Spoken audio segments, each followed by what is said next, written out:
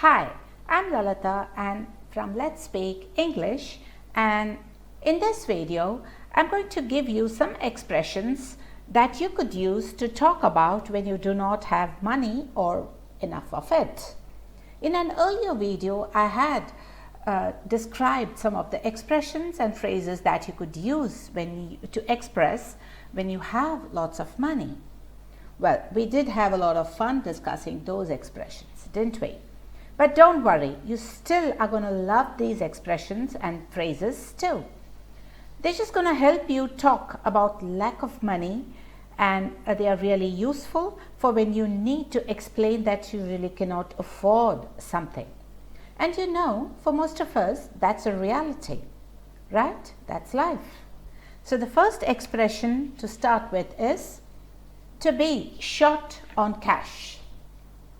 The most simple and neutral way of saying that you don't have enough cash is to say that you're short on cash. You know, when you do not have enough money to do what you want to do. For example, I wanted to get her a nice present, but I'm short on cash at the moment. Moving on to the next expression, tight. So tight is an adjective that we use to describe something when someone who doesn't like to spend money or give their money away freely. And you've got to be very careful because sometimes this can be kind of offensive. It's the opposite of being generous with your money, right? So you could say something like this: don't expect Mandy to donate. She's too tight. Well, actually, I hear some of my American friends sometimes use tight-fisted, which has a similar meaning. And in Australia, this word actually can be used in a very joking way as well. So stop being tight and come out with us on Friday. If you like this video, do not forget to hit the like button and subscribe to my channel, Let's Speak English. Moving to the next expression, to be scraping by. So when you have just enough money to survive and you've got to work really hard to get that money and you don't have anything left over at the end, you don't have any savings, then you're just scraping by. And it's just like being broke. This expression can be serious and real, or it can also be used as an exaggeration amongst your friends to say that you really don't have enough money. For example, I feel sorry for Arthur since he has lost his job in August, and I know that he's just been scraping by. So that's how you use this expression. The next one is to be broke. Well, you can also say that you're broke, another casual, informal way of saying that you have no money. And when you use this expression, it usually suggests that we don't have very much money. Usually you're using it to exaggerate that you're low on cash, rather than saying that we have no money at all. For example, I won't come to the concert on Friday. I'm broke right now. So this means that I cannot afford it. I don't have enough money to do that. But broke can be serious and literal as well. So usually you use this as in this example. He got laid off from his job and now his family is completely broke. So that's how we use this expression. Moving on to the next one, to live hand to mouth. And you can express the same idea with this idiom, to live hand to mouth. Living hand to mouth means that you have just enough money to survive. So it's really unfortunate a position to be in for anyone. When you're scraping by or when you're broke can be used a little more informally when you're low on money.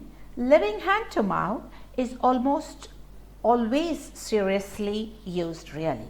It's quite literal. So many single parent families in this area are living hand to mouth. So those were some of the idioms that you could use when you are hard up on cash. So I have some bonus idioms now that I'm going to share with you. I've got 4 bonus idioms for you to learn and practice with me. So these idioms that really didn't really fit into the earlier categories. They're just one of those for you who stayed around until the end of this video. So they're not specifically about having or not having money, but they are really useful common phrases and expressions about money. Moving on, the first expression is to break the bank.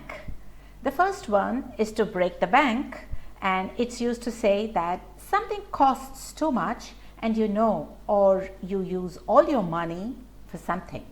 For example, this car is second hand. It won't break the bank. Moving to the next expression, to foot the bill. Now, it's a weird expression, but it's used to talk about paying for something. When you hear foot the bill, it really means just to pay the bill. But usually, it's when the person paying feels that they shouldn't be doing it, This idiom is almost like a bit of a complaint. So, for example, when those customers left without paying, it was the poor waiter who was left to foot the bill for their meals. And another example, in many cultures, the family of the bride foots the bill for the wedding. So both of these examples, by using this expression, it suggests that the outcome is a little unfair. The next one on this same list is money talks. I wonder if you'll all agree with the meaning of this expression when I explain it. It's used to suggest that people with money often have more power. So money is in most places in world gives people power and influence, right? Well, this expression suggests that there's actually a little bit of unfairness and inequity there if you have more money. You're more likely to get what you want and you are privileged by your wealth. For example, unfortunately, in our town, money talks. The wealthiest people who live here are the ones who make all the decisions. So money talks.